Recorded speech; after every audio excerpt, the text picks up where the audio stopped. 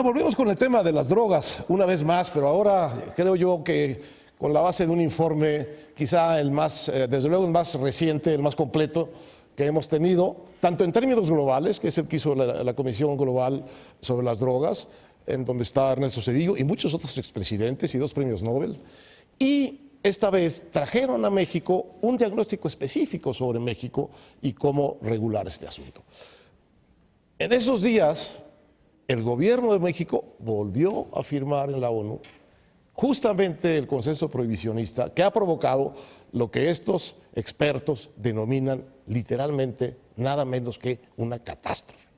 Entonces, a ver, los expertos están cada vez más separados de los gobiernos y el conocimiento del problema está cada vez más ausente de las decisiones de los gobiernos en materia de prohibición de drogas. Esto no deja de ser otra catástrofe.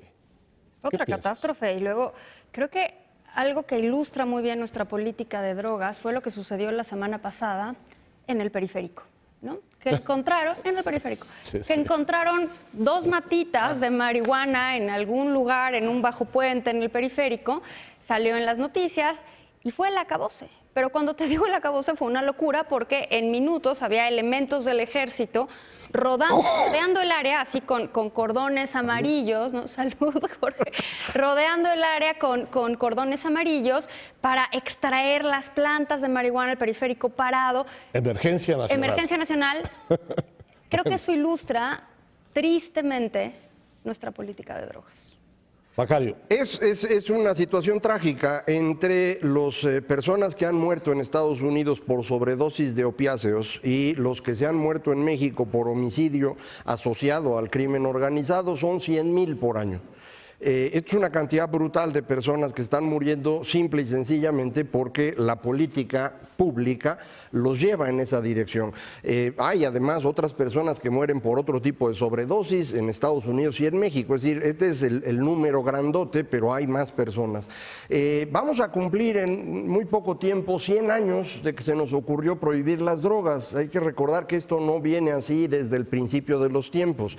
Fue hacia 1920 que se nos ocurrió que las drogas eran muy malas y que había que prohibirlas. Poco después de eso en Estados Unidos incluso el alcohol fue prohibido. Eran momentos muy especiales los que se vivían en el mundo y llevaron a esta conclusión y probablemente no sea la mejor conclusión. Es decir, si uno lo ve con frialdad, me parece que las drogas, al igual que es el caso con el café, con el chocolate, con el alcohol, con el tabaco, juegos de video, creo que deben estar en un mercado que tenga cierta regulación del Estado dependiendo del posible daño que el consumo de estas sustancias pueda causarle a terceras personas, y esto pues me parece que sería la solución ideal. En el caso, por ejemplo, de marihuana, hasta donde se sabe, el daño a terceros es bastante reducido y por eso en varios estados en la Unión Americana han decidido pues liberarlo incluso para el consumo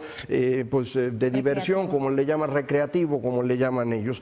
En el caso de los opiáceos el asunto es bastante más complejo, pero facilitar la producción y distribución médica de los opiáceos es determinante para controlar ciertos tipos de dolor que no hay otra forma de manejar.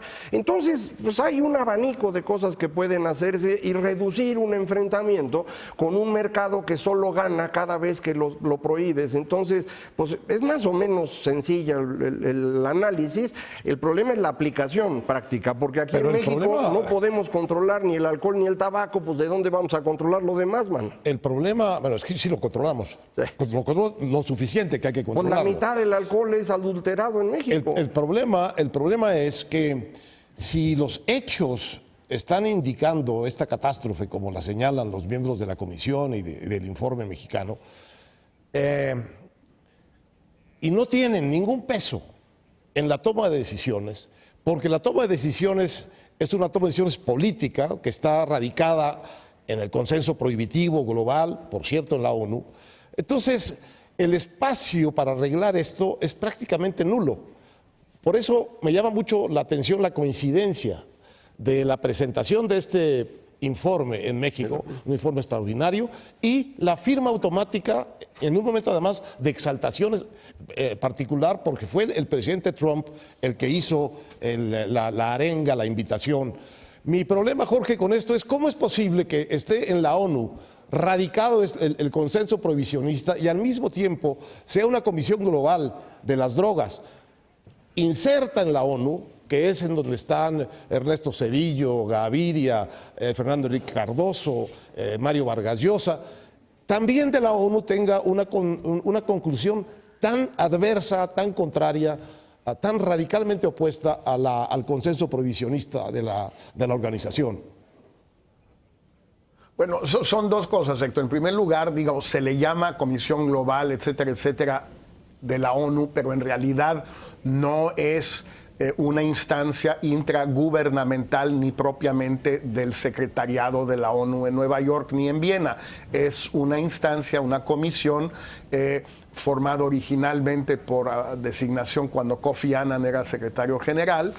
Si no me equivoco, él fue miembro de la comisión hasta que falleció hace un par de meses y no es propiamente un cuerpo, una instancia de la ONU. Entonces hay que verlo más como un grupo de expresidentes, intelectuales, algunos hombres de negocios como Richard Branson, muy distinguidos, pero no hay necesariamente esa contradicción. Lo que es un hecho es que dentro de la ONU hay un consenso prohibitivo encabezado por Estados Unidos, por Rusia, por Suecia y por los países islámicos, árabes y no árabes, que es un consenso muy duro, donde es muy difícil moverse y donde México en particular pues tiene dificultades para zafarse, separarse, y los latinoamericanos en general también, aun cuando quieran hacerlo. En el caso de Calderón y de Peña Nieto, hacia finales de sus mandatos respectivos,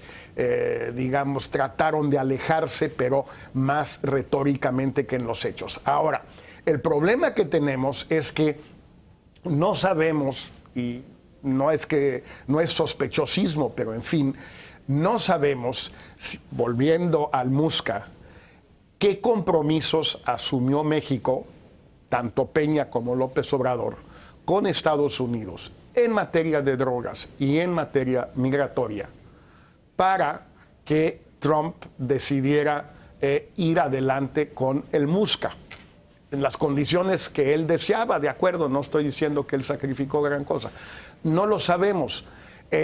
Me parece raro que si están tan coordinados Peña y López Obrador sobre todos los temas, y López Obrador y su gente, sobre todo Sánchez Cordero, han dicho lo que han dicho sobre las drogas, sobre la marihuana, sobre la guerra, el fracaso de la guerra, todo eso, que como si nada Peña Nieto hubiera suscrito este llamado de Trump a menos de 2 meses de dejar el poder. O sea, sí se coordinaron por completo en lo del Musca, pero no se coordinaron para nada en esto. O López Obrador ya está de acuerdo con esto, o no le quedó de otra, o no tiene nada que ver una cosa con la otra, no sé. Lo que sí es evidente es que la discusión dentro de México del fracaso de la guerra de Calderón y de Peña Nieto es cada vez más evidente para amplios sectores de la sociedad mexicana, y al mismo tiempo seguimos en los hechos en la misma política, tanto retórica o discursivamente como en el periférico, como decía Valeria. Vamos a hacer un corte, pero no quiero dejar de concluir un poco melancólicamente lo siguiente. Visto los hechos de la semana pasada, la verdad es que parece que lo que está delante de nosotros es otra vez, otros 6 años o no sé cuántos años más de lo mismo, de la prohibición, del mercado negro que genera las altas rentas para las grandes bandas muy bien armadas, que son cada vez más peligrosas, no solo en el ámbito del narco, sino en todos los otros ámbitos criminales de la sociedad. Y me parece increíble que un país como México, junto con un país como Colombia, junto con un país como El Salvador o Centroamérica, no puedan levantar la mano en la ONU y decir ese consenso en el que estamos encamisados, obligados a estar, es catastrófico para nosotros. Vean nuestras cifras, vean nuestros muertos y vean que no ha tenido ninguna consecuencia en lo que se pretende buscar, que es que no lleguen drogas a Estados Unidos. Me parece ya no increíble que no haya un cambio, sino que por lo menos no haya una claridad y una voz pública de los gobiernos reconociendo los daños, reconociendo como Zedillo que fue una política equivocada, reconocer que es una política equivocada y decirles estamos atrapados en este consenso y estamos pagando un altísimo precio. Entonces, veo con tristeza, a juzgar por lo sucedido la semana pasada, que esto no va a cambiar nada y vamos a seguir viendo lo que hemos visto los últimos 12 o 18 años. Volvemos con un tema muy interesante y es la manera tan distinta como la sociedad estadounidense juzgó actos de abuso y de acoso de nada menos que el candidato Brett Kavanaugh a la Suprema Corte y la relativa impunidad, por momentos hasta cierto ánimo festivo con que se recogió aquí la barbaridad del senador panista Cabeza de Vaca, hablando de trata, no de trata, del lenocinio en su teléfono celular durante una sesión del Senado. Volvemos en un momento.